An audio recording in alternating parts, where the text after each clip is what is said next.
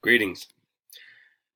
My name is Rod Stone, and I would like to begin telling you a story about a troubled young man who was coming near the end of his childhood years growing up in foster care while moving in and out of what people in the South refer to as boys' homes.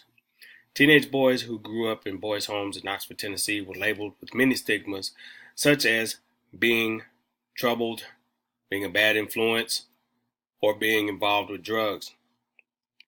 And so the date is May 31st, 1987 in Knoxville, Tennessee, where this young man graduated high school with a 3.25 GPA with the anticipation of competing for a college football scholarship at the University of Tennessee. However, there was one obstacle. The level of classes this young man has completed in high school was not the standard classes that was to set him up for success in receiving an acceptance letter into any college because of the level of classes the school required him to be in. Other obstacles this young man faced was a decision of taking the ACT exam and college prep courses for his first year of college, or the ASVAB, which is the Armed Services Vocational Aptitude Battery, to gain admission into military service.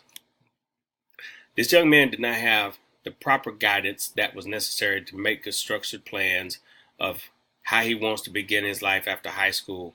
So this young man decided that he was going to sit down and develop his own plan for his life because he got tired of everyone telling him what to do. Now that he was 18 years old, there was not many people telling him what to do except what is his plan after high school. He didn't have too many role models growing up, so he had to look from within himself to create his own change and make his own path because he didn't have a solid plan after high school. He decided to try a lower tiered college for a year to see how he would like it and if he would be able to fit in with the new set of people from other parts of the country. After a few months, he realized that he was still a ward of the state of Tennessee and his decisions would not be his own while he was still in college full time. This dynamic proved to be very difficult for this individual now that he was 18 years old, not just out of high school. He decided to make a change and drop out of college after his freshman year to join the military so that he may become empowered to make his own decisions and create his own path in life without asking the state of Tennessee for permission to make a decision. One of the toughest decisions this man was to make was to let go of his dream of being a college football player in effort for a chance to be on a professional football team or go into the military and achieve accomplishments that the majority of his peers from high school were afraid to make.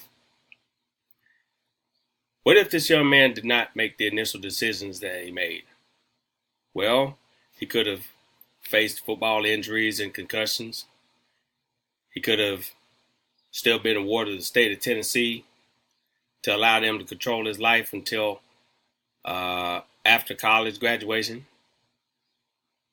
Might not have finished college, possibly serving time in jail for drugs or being around drugs, possibly having 4 baby mamas and fathering 6 kids while working 2 jobs or taking care of his children without a college degree or any type of stability in his life.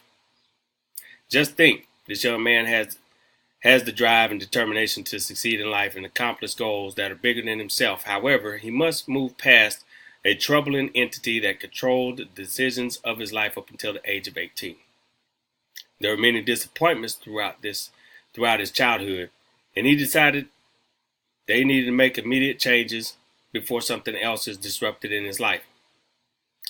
The outcome of this individual is that he's not only retired from military service as an exceptional leader and has accomplished many goals that the majority of his high school peers never pursued. He is currently working toward a doctorate degree in organizational leadership through Brammer University. The purpose of this story is to inform you not to get complacent, not to acquire tunnel vision that will stop you from noticing your other opportunities, and don't be afraid to change your goals or change your path in effort to not become stuck or encounter other obstacles that hinder you from making the right decisions. Your goals and desires may not emerge when you want them to, nor it might not be the right time for you to take on far-fetched goals without training, work ethic, and experience.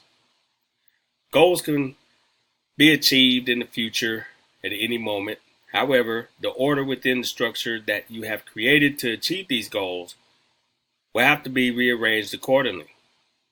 As you embark upon your new endeavors as future leaders, one must take extra care to evaluate and reevaluate professional standards and courtesies when individuals are looked at as an influence to others, where the highest standards of professionalism, with the bare minimum mistakes, are to be taken into consideration. One example would be an individual performing in a leadership position as a high-level trainer, where the requirements are to conduct cross-training for employees, increase certification training for employees to keep the virtual training systems operational, and establish tier-level instructors/operators certifications to enhance the functions of the workplace. Thank you for tuning in. I'm Rod Stone, and have a good night.